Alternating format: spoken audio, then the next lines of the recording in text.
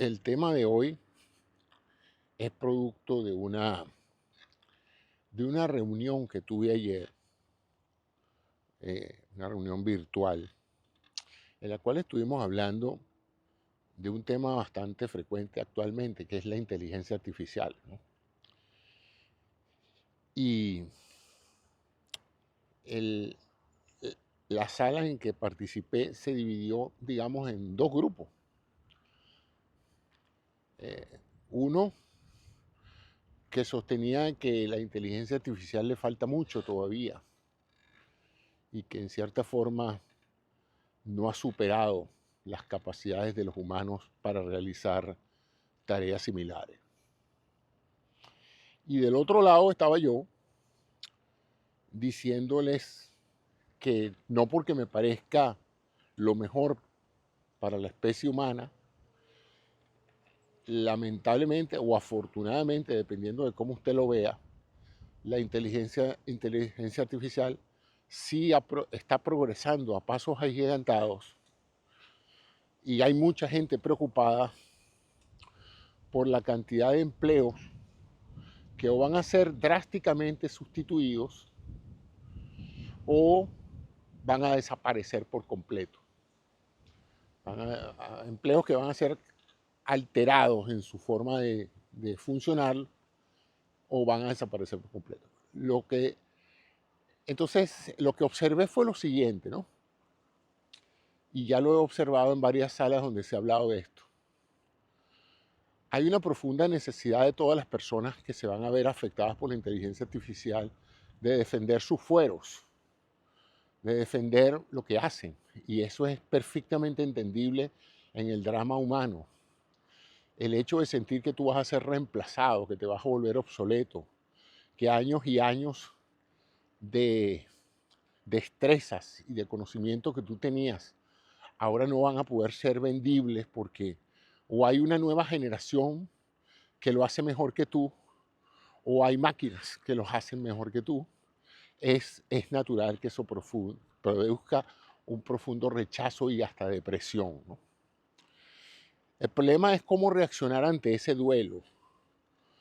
Y como todo duelo, lo primero que hay es una etapa de negación. Yo creo que mucha gente está en esa etapa de negación, de decir, sí, yo sé que eso viene, pero todavía le falta mucho, ¿eh?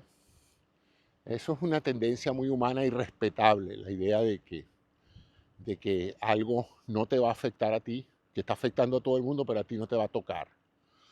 Eso ha llevado a grandes y nefastas consecuencias para mucha gente, la idea de que una tendencia, una política o un cambio tecnológico que se está desarrollando no lo va a afectar a uno.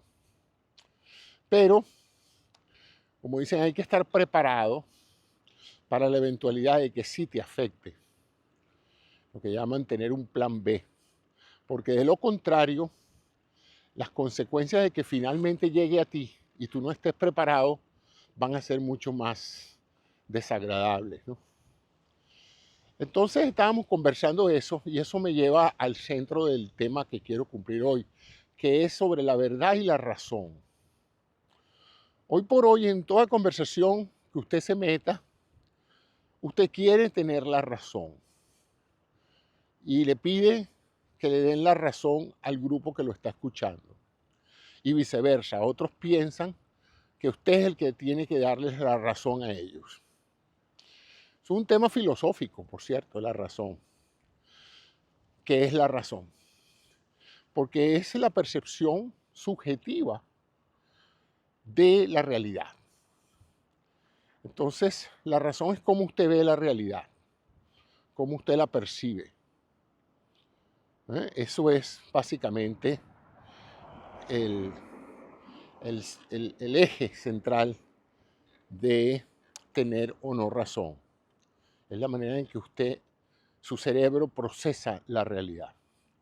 Pero la otra cosa es la realidad, la verdad medible, absoluta.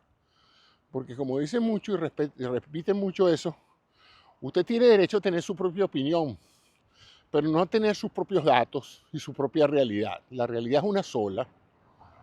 Que usted la interprete de una manera y otro la interprete de otra es otra cosa.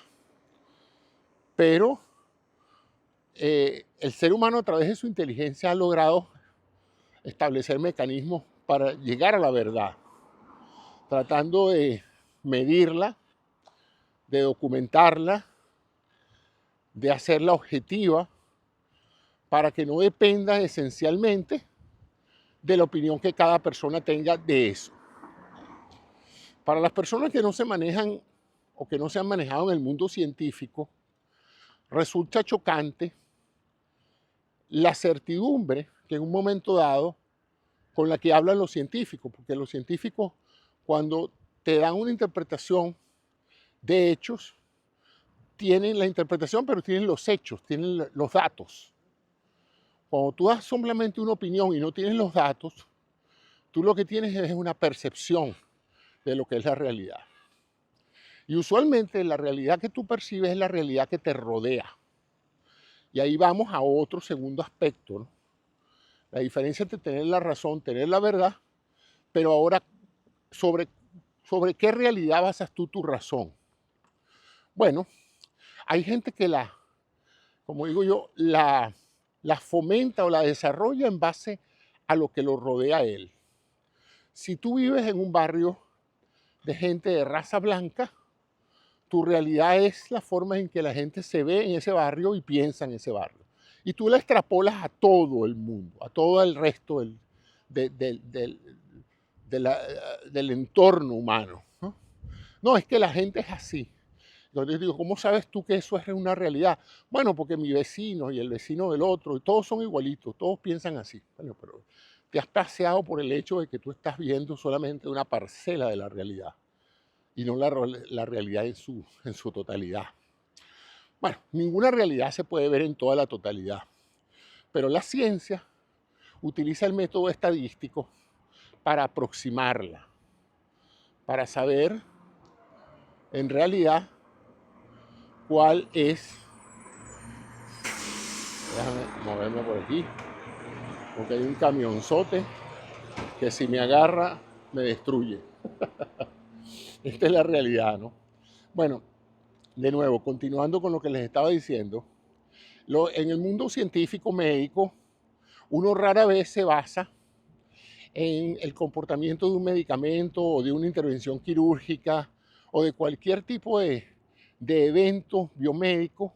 Uno trata de evitar los casos individuales, la experiencia individual de una persona u otra, porque no es buena ciencia hacerlo de esa manera. Uno tiene que acumular un número suficiente de casos que, aunque, de nuevo les digo, no representa el universo completo, por lo menos es lo que se llama una muestra representativa. Es como una encuesta, ¿no?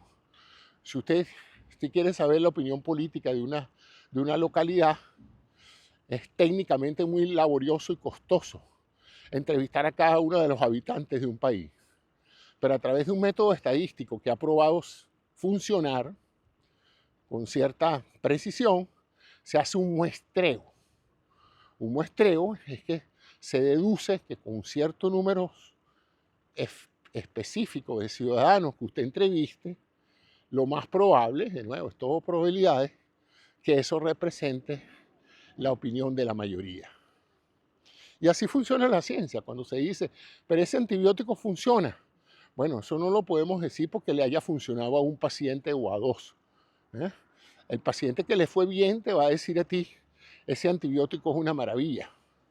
El paciente que no le fue bien te va a decir, ese antibiótico es mortal, yo casi que me muero con ese antibiótico. Bueno, nosotros en ciencia no podemos funcionar así, con la opinión de uno o de otro. Necesitamos un estudio que abarque una cantidad de pacientes suficiente para uno tener más certeza, no total certeza, pero más certeza de cuál va a ser el comportamiento de ese antibiótico cuando se administra a grandes poblaciones. Lo mismo pasa con las vacunas, lo mismo pasa hasta con las intervenciones. Uno puede hacer una intervención quirúrgica y decir, mira, cuando haya este o cual problema, esta es la operación que hay que hacer, porque yo la hice en 5 pacientes y me funcionó. Bueno, eso es un dato importante. La hiciste en 5 pacientes y funcionó, salieron bien. pero se necesita más gente, porque a lo mejor tuviste mucha suerte en que te tocaron 5 pacientes que fueron capaces de tolerar esa operación. A lo mejor cuando la hagas en una muestra más grande o la repitan otros cirujanos en otras partes del mundo, nos damos cuenta de que el éxito que tú tuviste no es generalizado, de que la operación es muy difícil de hacer, que tú eres muy diestro, pero que en las manos de los demás la operación no es tan sencilla, que el éxito de una operación no depende nada más del procedimiento que se ejecute, sino de quién lo haga. Hay gente que tiene grandes habilidades y puede hacer algo que otros no pueden hacer. De tal manera de que en ciencia uno nunca se deja llevar por casos individuales, sino uno trata de diseñar experimentos o en este caso evaluaciones que abarquen mucha gente, ¿no? Aquí se presenta mucho lo que es esa famosa fábula de los grandes hombres genios que les pidieron que describieran un elefante, pero les sellaron los ojos para que cada uno se formara una idea y pudiera describir el elefante sin verlo. Y el que estaba en la trompa dijo, bueno, un elefante es simplemente una estructura que parece una cola, que parece una trompa. El que le tocó la parte del medio dijo, bueno, esto es como una pared, etc. Entonces, esta fábula lo que trato de recordarles es que si ustedes quieren describir un elefante tienen que verlo lo más completo posible, ¿no? No lo pueden ver por partes, porque si lo ven por partes, cada uno tiene una visión diferente del elefante. Y ustedes dirán, bueno, ¿y esto qué tiene que ver con lo que empezaste a hablar? Bueno, que mucha gente quiere evaluar la inteligencia artificial por lo que ha sido su experiencia individual con la inteligencia artificial. De tal manera de que entonces se meten en un modelo de lenguaje o en cualquier parte, tratan de hacer algo, no sale como ellos esperaban que saliera y les parece pues que eso no sirve, ¿verdad? Que se equivocó, que no dio la respuesta equivocada. Es un poco como el que entra a Google y busca algo y no le sale la respuesta o no le sale el sitio que estaba buscando y dice Google no sirve. Bueno, sí, eso tiene un valor notable desde el punto de vista personal. Tiene un valor menos notable cuando uno va a juzgar una herramienta o cuando uno va a juzgar un procedimiento. Habría que ver si el problema no es de Google, sino la manera en que usted hizo la pregunta, por ejemplo, o el navegador que usted utilizó, o qué sé yo. Hay muchas otras variables que no tienen que ver con la herramienta que pueden en un momento dado afectar la prestación o el desempeño de la herramienta. Entonces, y eso es importante entonces, cuando usted se vaya a formar una idea de algo, en base a su propia experiencia o a la de un vecino o a la de un amigo que le diga esto o aquello, pregúntese, ¿será esto un caso excepcional o poco frecuente o será esto la norma? Entonces, ¿cómo responder esa pregunta? Bueno, uno va precisamente a las fuentes de información de gente que ha hecho esos estudios, es decir, personas con más conocimiento que uno, personas con más experiencia que uno y personas que han dedicado su vida a veces a establecer la verdad de un fenómeno, ¿no? Y no tanto a las experiencias personales. Pero ahora se ha desarrollado una tendencia de opinión que algunos le llaman la posverdad. A mí no me gusta ese término, pero bueno, lo acuñaron y así la gente habla de eso. La posverdad es esa etapa en que estamos viviendo en que la verdad pareciera no importar mucho, sino que la verdad es lo que tú quieres que sea la verdad. Cada opinión es igual, cualquiera puede opinar y su opinión es igualmente válida y respetable. Por lo menos eso es lo que se quiere vender, en el sentido de que respetable es, bueno, cada uno tiene derecho a su opinión, nadie puede refutar el hecho del deseo o del derecho que tiene cada quien de tener su propia opinión. Ahora, que todas esas opiniones sean igualmente útiles o válidas, ya ahí sí es una cosa menos útil. ¿Por qué? Porque si yo llamo a varios cirujanos para que me den una opinión sobre la operación que me van a hacer, esa diversidad de opiniones es válida, porque cada uno de ellos es cirujano y tiene una experiencia al respecto. Pero voltearme y preguntarle a alguien que nunca ha operado a nadie, ¿y tú qué piensas que debo hacer? ¿O tú qué piensas que debe ser la conducta quirúrgica? Y darle el mismo peso a la opinión de una persona que no es médico y compararla, porque cada quien tiene la razón, es absurdo. Yo no descartaría eso. Entonces eso me lleva al hecho de que hay opiniones y opiniones, ¿no?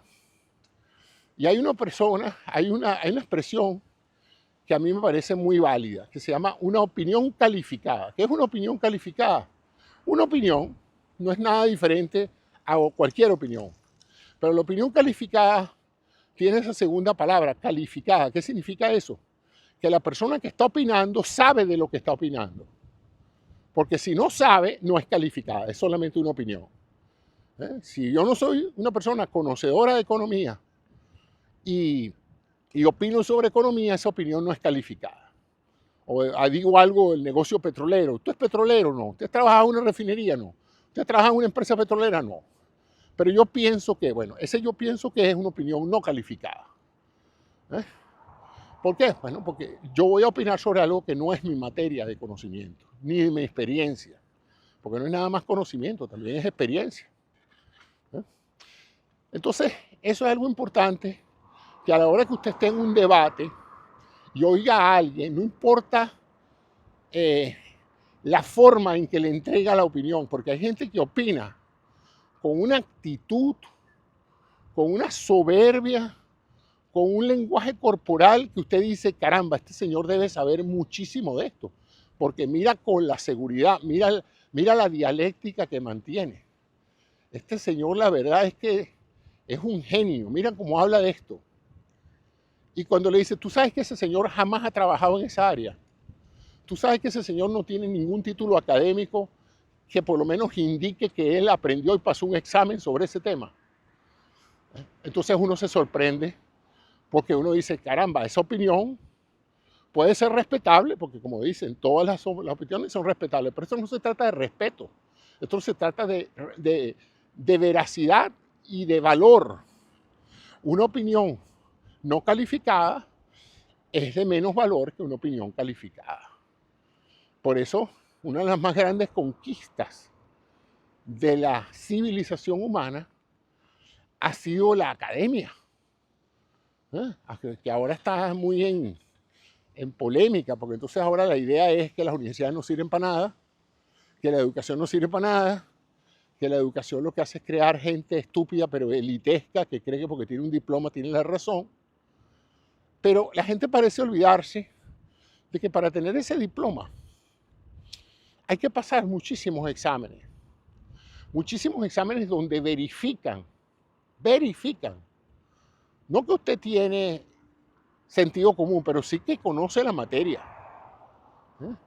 En los exámenes no se sabe si usted va a ser una gran persona o si va a ser un idiota. Los exámenes no son de idiotez. O sea que puede haber un PhD que se comporta como un idiota o hace estupideces. Eso es otra cosa. Eso es la capacidad humana de hacer actos estúpidos, ¿no? Eso no lo puede verificar ninguna universidad. De hecho, hay universidades que hacen cosas estúpidas. Pero lo que sí puede validar ese diploma que usted tiene colgado en la pared es que usted pasó un examen, o muchos exámenes, donde verificaron, los que certificaron ese examen, que usted sabía de la materia que estaba conociendo. Y ya eso es un aval. Saber de algo es un aval. Saber de matemáticas vale mucho. No lo hace un genio en matemáticas, pero lo hace más que alguien que jamás en su vida ha aprendido una sola lección de matemáticas. Entonces, ese desprecio que está surgiendo por la anticiencia y por la antiacademia, a mí me preocupa.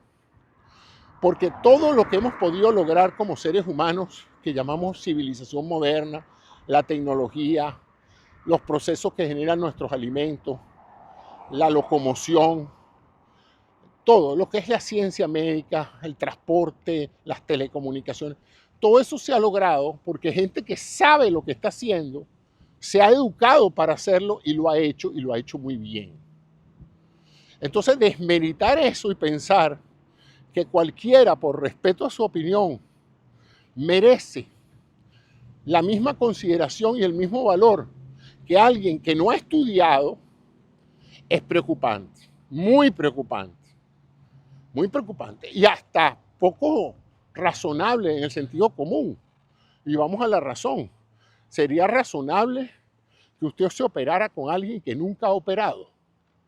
¿A usted le parece que por más convincente y, y elocuente que sea alguien que parezca conocedor de su problema de salud, usted se dejaría operar por esa persona? ¿Usted dejaría que esa persona le preparara un brebaje, eh,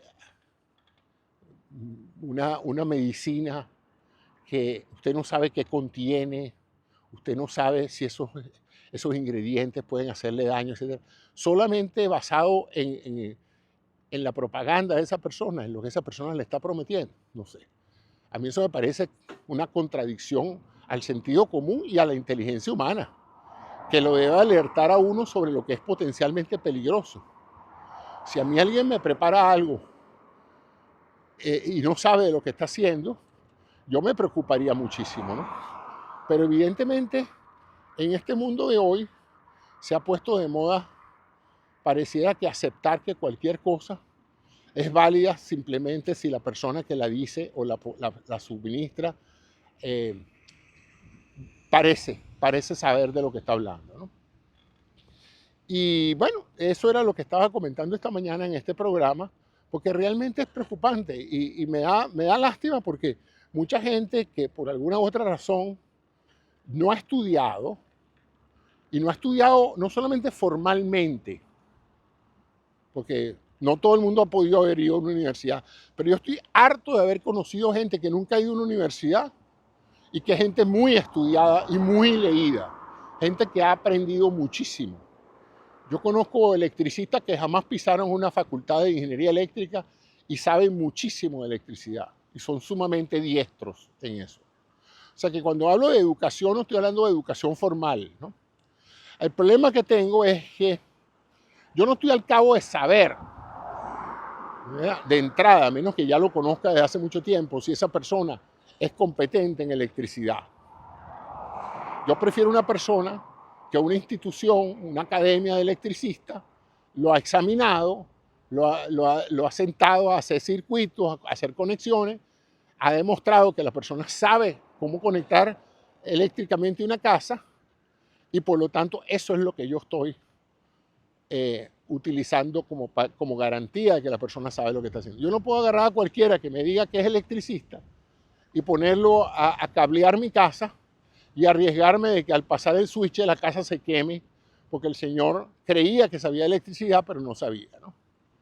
Entonces eso es algo que ustedes dirán, bueno, pero este señor está hablando de algo razonable, pero escuchen en los foros la inmensa cantidad de gente en diferentes programas de radio, televisión, canales de YouTube, redes sociales que opinan sin saber de lo que están diciendo. Y no solamente en materias científicas, en materias históricas. Hay una cantidad de gente reescribiendo la historia. Entonces yo imagino a aquellos individuos que se han dedicado a estudiar historia, son historiadores, saben de eso, tienen fuentes documentales de todo lo que dicen. ¿Cómo se sentirán cuando escucharán a estos historiadores de oficio ofrecer, de oficio no, de hobby, ¿no?, historiadores amateur, creando historiografías propias, una suerte de telenovelas que inventan, pero la manera en que las presentan es como que si eso fuera tan válido como la historia conocida, ¿no? Y eso, bueno, eso no le hace ningún favor al conocimiento universal. Entonces, yo no sé hasta dónde va a llegar esto. Yo disfruto mucho de haber vivido una época en que un grado académico era válido, no garantizaba éxito, no garantizaba que la persona era una lumbrera en algo, pero garantizó que durante el periodo estudiantil la persona fue capaz de demostrar conocimientos adquiridos. Por otro lado está el asunto de que la gente cambia. y cambia a veces en direcciones diametralmente diferentes, ¿no?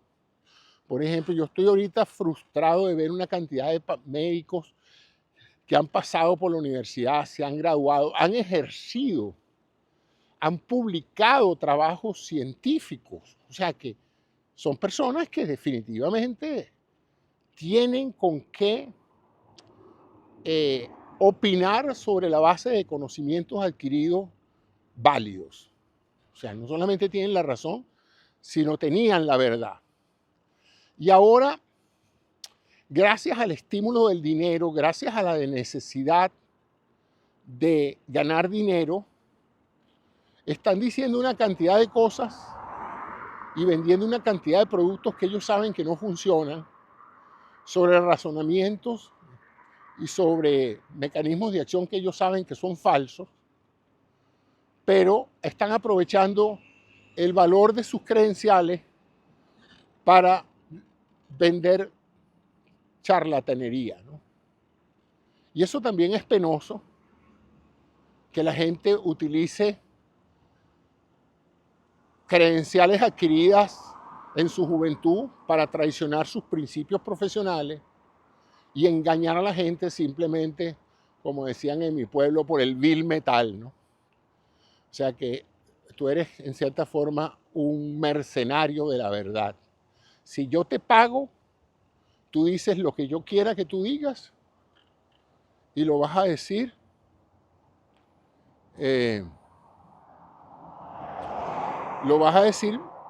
calificadamente, porque nadie va a cuestionar tus credenciales.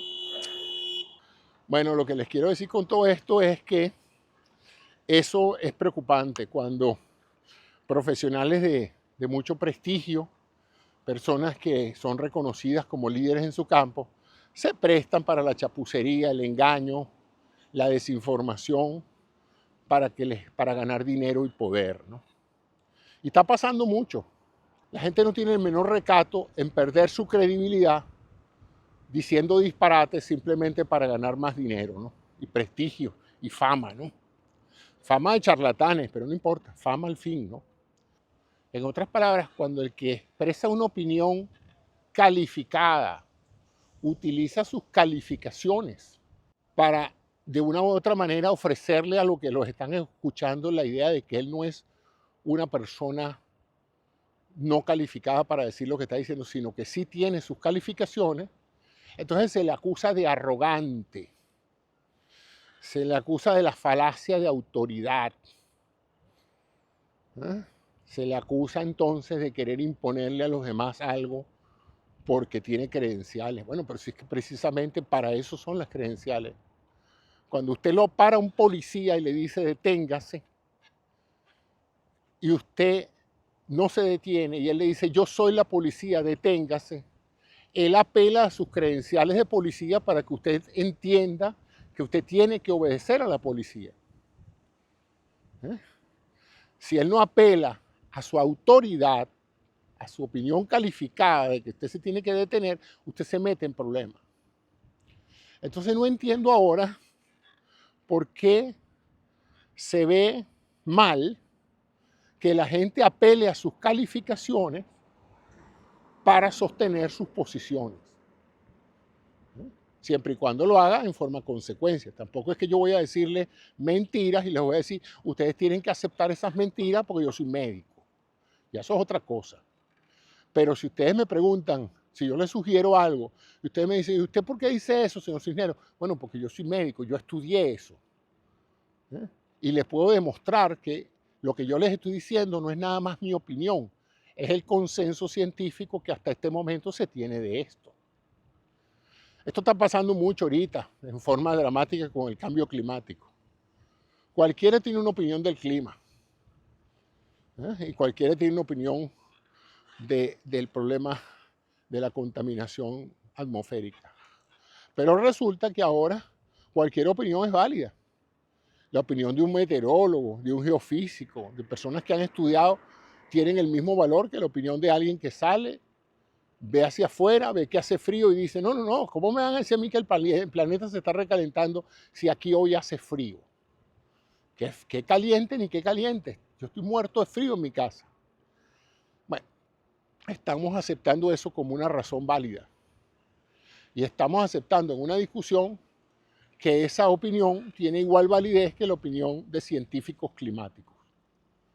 Eso no importa. A mí no me vengas a arropar con tus credenciales de PhD en climatología. No. Yo también veo en mi vecindario cómo está cambiando el clima y yo tengo mi propia opinión del clima.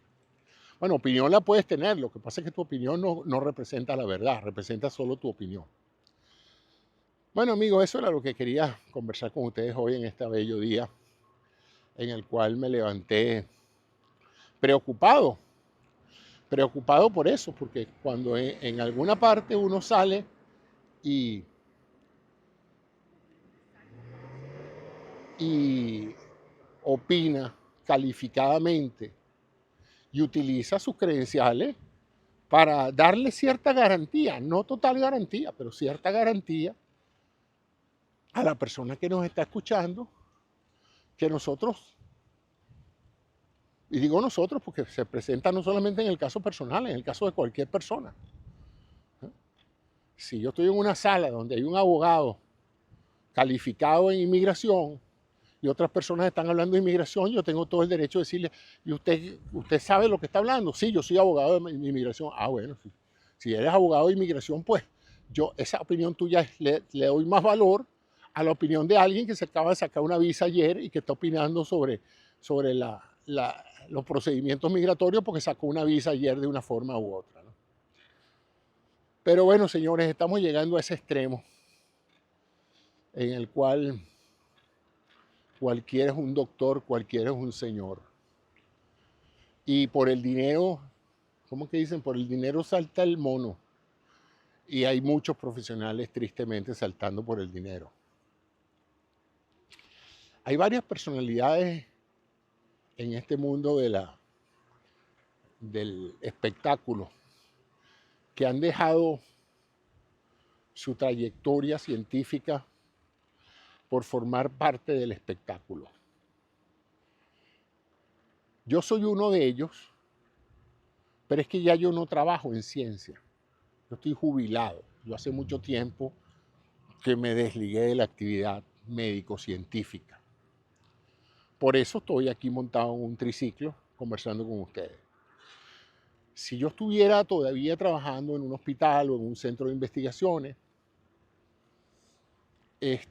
no tendría ni el tiempo, ni tampoco me sentiría muy cómodo conversando con ustedes, porque ustedes dirían, bueno, ¿y este señor trabaja o no trabaja? Porque si trabaja, ¿qué hace sentado en un día como hoy en una bicicleta hablando paja? Entonces, pero ya yo soy una persona mayor, tercera edad. Entonces yo puedo darme el lujo en esta etapa de mi vida de hacer lo que me gusta hacer. Y esto es lo que me gusta hacer en este momento. Pero no puedo olvidar ni dejar de pensar como una vez fui. Fui médico, fui científico, fui ingeniero, estuve activamente en el sector salud participando en diferentes facetas del sector salud. Entonces, eso me da la experiencia y la situación actual me da la oportunidad.